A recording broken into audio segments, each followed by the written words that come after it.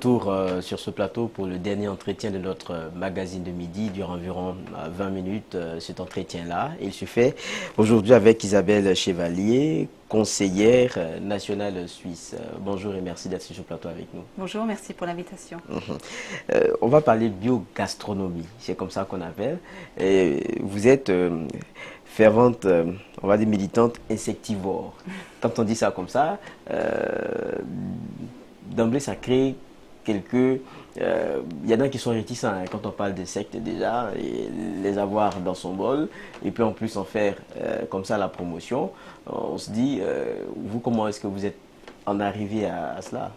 Alors en fait, ma première dégustation d'insectes, c'était les chenilles de Bobo Dioulasso. D'accord. C'est une amie ici à Ouaga qui me les a préparées très bien. Et je me suis dit, mais pourquoi pas? On sait que le Fonds alimentaire mondial parle de 2 milliards de personnes qui consomment régulièrement des insectes. Je me suis dit, pourquoi pas moi? J'ai goûté et j'ai trouvé ça très bon. Et après, j'ai découvert qu'en Suisse, il y avait une association qui militait pour la consommation des insectes, parce que vous l'avez dit, c'est une sorte de biogastronomie. C'est écologique de consommer des insectes, parce qu'il faut entre 7 et 15 kilos de céréales pour produire 1 kilo de viande, alors qu'avec 10 kilos de céréales, vous produisez 9 kilos d'insectes. Donc il y a un bien meilleur rendement. Et du coup, en Suisse, je me suis aperçue que c'était interdit de commercialiser des insectes. D'accord. Et on y vient parce que vous avez déjà tenté de faire manger ça aux parlementaires. Et ça n'a pas été facile, d'autant plus que vous le dites d'un point de vue légal, il y a des problèmes. C'est vrai que de façon privée, on peut se le permettre, mais quand on le propose au grand public, il faut d'abord une autorisation. Et vous avez tenté de proposer cela aux parlementaires. Comment ça s'est passé à la fin? Alors en fait, en décembre, quand j'ai découvert que c'était interdit, j'ai interpellé nos ministres en disant « mais pourquoi ?» Et ils m'ont donné une réponse un peu bizarre avec laquelle je n'étais pas d'accord. Ce n'était pas une réponse pour moi acceptable. Et du coup, j'ai décidé de faire un apéritif insecte pour faire découvrir que c'était tout à fait possible de manger ces insectes. Et là, ils m'ont fait payer une autorisation de 300 000 francs CFA pour me permettre de faire déguster ces insectes à mes collègues honorables en Suisse.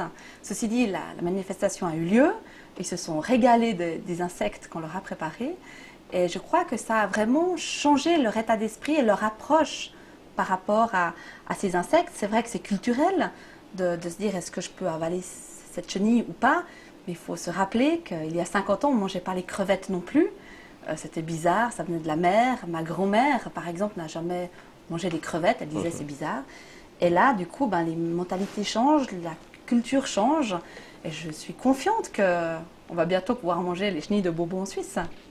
Et le combat pour vous, c'est vrai que ça débute en Suisse, mais c'est de l'étendre à tout l'espace européen. C'est ça. En fait, on a une règle en Europe qui dit que si un aliment peut être consommé dans un des pays européens, en Suisse par exemple, on ne peut pas l'interdire dans d'autres pays. Et si par exemple un poisson est mangé en France, eh bien, il pourra aussi être mangé en Suisse. Donc si on ouvre la porte aux insectes par la Suisse, eh bien, on pourra après l'ouvrir à toute l'Union européenne. C'est vrai qu'on parle là de consommation, c'est des habitudes. Donc derrière, quand on voit des chenilles, il y a d'abord la question préjugée. Donc forcément, c'est dans la tête que ça se passe et c'est têtu. Et il y a une politique derrière pour communiquer ou bien vous venez comme ça, choquer d'abord et puis comment vous faites? C'est une bonne question. En fait, je pense qu'il y a différentes manières de préparer les insectes pour les rendre plus ou moins agréables à manger. Et par exemple, dans cet apéritif, on avait fait des hamburgers avec les verres de farine. On trouve souvent ces petits verres dans la farine, mais vous pouvez très bien les prendre, les frire et les manger. Mais là, on voit le verre, ça peut être un peu rebuté, comme vous dites. Alors là, on en a fait de la poudre, on les a compactés et on a fait des hamburgers. Et le hamburger, c'est quelque chose que tout le monde peut consommer facilement. On ne voit pas que c'est des insectes. Et du coup, ça passe mieux pour, on va dire, commencer à manger des insectes. Peut-être qu'il faut commencer à pas trop voir. Ou bien on peut aussi les mettre dans un cake. Et puis du coup, on voit le cake plus que les insectes et ça aide à pouvoir les consommer. Chez vous, il y a ce qu'on appelle l'Office de la sécurité alimentaire et des affaires vétérinaires. C'est d'ailleurs cet office-là qui d'abord donne caution pour que ce soit proposé au public. Mais derrière aussi, il y a la question de toxicité, il y a la question de savoir est-ce que ce n'est pas dangereux pour la santé. Il y a un travail donc en amont à faire avant. Tout à fait. Alors en fait, la règle qu'on aimerait appliquer, c'est de dire si un insecte est consommé régulièrement par beaucoup de monde déjà dans un autre pays, comme les chenilles au Burkina, ça veut dire qu'on pourrait les consommer en Suisse. Parce que la question, elle est pourquoi est-ce que ce n'est pas toxique ici au Burkina et ça le serait pour la Suisse? Mais il faut être clair que pas tous les insectes sont comestibles. On parle de 1000 à 2000 types d'insectes différents qui peuvent être mangés, mais pas tous, certains sont toxiques. Donc si on applique la règle de dire si beaucoup de monde les consomme à un endroit, on peut estimer qu'on peut les manger, les criquets par exemple, les grillons sont très consommés même aux États-Unis, donc pourquoi est-ce que les Américains peuvent les manger et pas nous? Et c'est ça qu'il faudrait appliquer comme règle, parce que si on doit faire des études sanitaires longues et coûteuses, jamais on le fera. Là, on parle d'accessibilité et puis vous êtes dans, on va dire, dans la sphère suisse. Nous, ce qu'on voit, c'est marché possible parce que c'est ça qui est plus intéressant pour l'Afrique où on trouve ce que nous on appelle ici chitoumou, hein, ce que vous avez devant vous. Les Bobolais, ils savent de quoi je parle.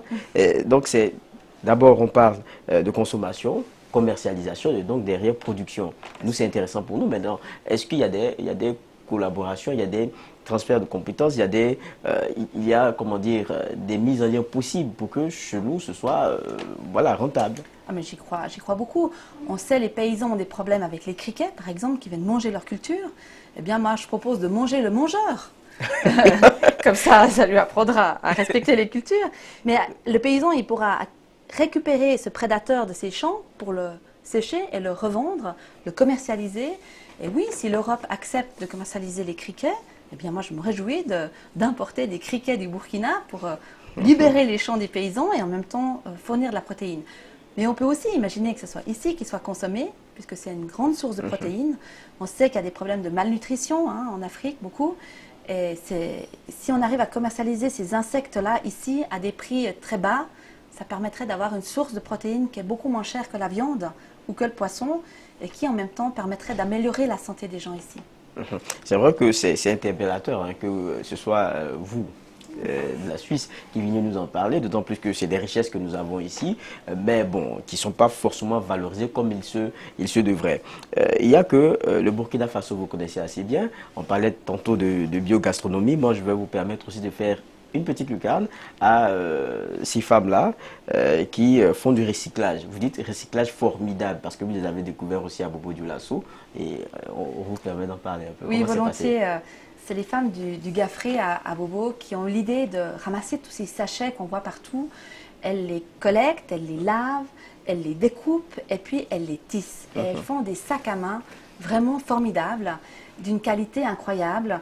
En Suisse, les gens se les arrachent, ça se vend très très bien. Et c'est là qu'on voit qu'on peut aussi exporter des produits faits au Burkina au nord, parce que c'est intéressant.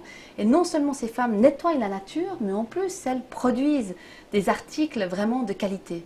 Et vraiment, je leur rends honneur parce que il y a 85 femmes qui travaillent là-bas, ça fournit de l'emploi, ça nettoie la nature, et en même temps, ça rend heureuse beaucoup de femmes, mais aussi les hommes, puisqu'elles font des mallettes pour les ordinateurs. Donc je sais qu'il y a plusieurs hommes ici au Burkina qui ont ces sacs des femmes de Gaffré. Et moi, j'ai toujours mon sac Gaffré avec moi au Parlement suisse. Et quand je demande à mes collègues, mais vous croyez que c'est fait avec quoi? Évidemment, je les colle à chaque fois, ils n'arrivent jamais à trouver. Et je suis très très fière de me promener avec ce sac en Suisse. Gaffré, c'est bien un groupe d'action des femmes pour la relance économique du WED. Et donc, ça veut dire que la nature de la coopération, c'est de leur donner une visibilité du côté de la Suisse, relativement à ce qu'elles produisent. Exactement, essayer de leur trouver des marchés, cette fois en Europe, pour pouvoir écouler leur production. Et évidemment, plus on va pouvoir en vendre, et plus elles vont pouvoir nettoyer le Burkina. Ceci dit, c'est clair qu'il faudrait aussi envisager l'interdiction de ces sachets, parce que c'est quelque chose de très polluant ici au Burkina. Les animaux les mangent, et vraiment, c'est une catastrophe pour le pays. On voit qu'il y a beaucoup de pays africains qui ont interdit les sachets plastiques. Le Burkina est dans la dynamique. Voilà, c'est ce qu'on m'a dit, c'est une bonne nouvelle. Mais le Rwanda, par exemple, ça fait près de 10 ans que c'est interdit. Et si, en tant qu'étranger, vous arrivez au Burkina, on vous ouvre la valise, et puis ils vous enlèvent tous les sachets plastiques de la valise. Je vous ai, Chevalier, donc je ne veux pas vous laisser partir sans aborder un certain nombre de sujets, puisque au fil moi, des recherches que j'ai eu à faire sur vous, j'ai compris que vous militez aussi dans les questions d'énergie, mais toujours énergie côté renouvelable, c'est qu'il n'y a pas comme incidence, on va dire, néfaste pour notre survie, nous humains. Et vous avez remarqué, vous êtes venu ici, le soleil, ça tape fort. Alors là, ça tape, hein. Il n'y a pas de doute là-dessus, surtout au mois d'avril. D'accord. Et donc, on parle d'énergie solaire. Et vous l'aurez remarqué aussi, hein, ce n'est pas forcément accessible. Et il y a des coopérations possibles avec la Suisse. Dans Alors ce cas de ça, figure, c'est vrai que vous le défendez fortement là-bas. ça c'est clair. J'ai déjà fait venir un ami qui est installateur solaire ici au Burkina, en Suisse, pour qu'il se forme de manière complémentaire au solaire, pour lui montrer toutes les possibilités.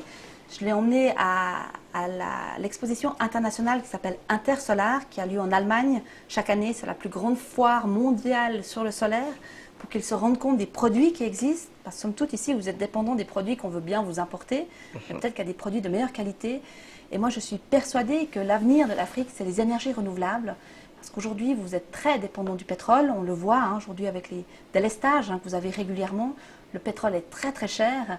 Et ce n'est pas normal que, alors que vous avez un carburant gratuit qui est le soleil, eh bien qu'on ne développe pas plus ces énergies renouvelables, en particulier le solaire. C'est vrai que concernant l'énergie solaire, ce qui est posé comme problème, c'est la question accessibilité financière, parce que l'installation, elle coûte cher. On se dit, en Suisse, la réalité doit être bien différente parce qu'on a un niveau de vie qui n'est pas le même qu'ici, donc c'est beaucoup plus accessible. Mais là-bas, vous avez des problèmes. On a aussi des problèmes, il faut aussi le développer gentiment, c'est aussi cher pour nous. Mais quand je vois le prix de l'électricité que vous payez ici, c'est clairement rentable d'installer du solaire. Mais il faut comprendre qu'au lieu de payer chaque mois votre facture d'électricité, vous devez la payer en une seule fois, en achetant vos panneaux solaires. Et après, vous avez l'électricité qui est gratuite. Et ça, c'est un concept qui est plus difficile et peut-être qu'il faudrait mettre au point des systèmes de financement où vous payeriez chaque mois quelque chose pour financer vos panneaux solaires, mais que ça correspondrait à votre facture d'électricité. Et comme ça, vous disposez après de votre électricité gratuite. D'accord. Merci bien. Je rappelle, chers téléspectateurs, qu'on était avec Isabelle Chevalet, qui a d'ailleurs ses chenilles devant elle. Merci d'être passé sur ce plateau et puis on vous souhaite bon retour. Bien, vous êtes encore ici. Jusqu'à lundi. Jusqu'à lundi, d'accord. Chers téléspectateurs, c'est terminé pour ce magazine de midi. Merci de l'avoir suivi et bonne suite de programme sur nos antennes Canal 3.